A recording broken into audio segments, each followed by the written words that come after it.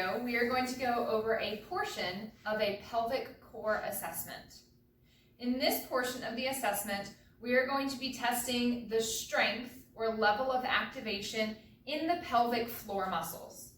The pelvic floor muscles are the group of muscles that sit in the bottom of the pelvis and hold in the organs, as well as contain the urethra, the vaginal opening for women, and the anus.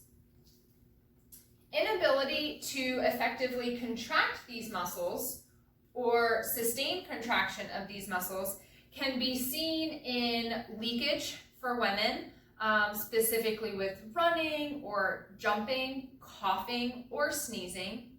This can also contribute to hip and low back pain as the pelvic muscles work in conjunction with the hip muscles and the low back muscles. So what you will need for this part of the assessment is a towel.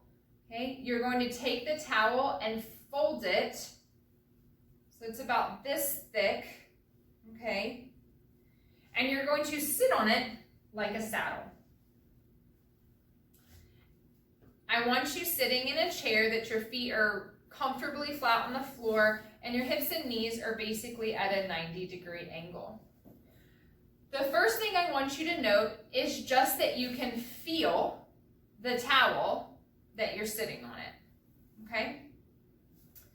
Then you can pull up on the towel slightly just to give yourself a cue, but I want you to try to close all 3 openings for women or pull the turtle into the shell for men and activate your pelvic floor. You should feel your pelvic floor muscles activate against the towel that you're sitting on and pulling up off the towel. A really beneficial thing is going to be to videotape yourself doing this. So when you do, this is what many people call a Kegel, but frequently I see people doing Kegels wrong. They're using their thigh muscles, their bottom muscles, engaging the core muscles. A true Kegel is just closing the pelvic floor muscles alone. So when you do this, you should not see any movement throughout the legs, clenching of the bottom, or engagement in the core. So none of this,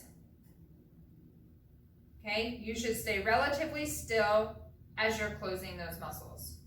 The first thing is just working on closing and relaxing all the way. Then when you feel like you can do that without engaging all of your other muscles as compensation, you want to work on holding that squeeze for 5 to 10 seconds. This is how you're going to assess activation of the pelvic floor muscles.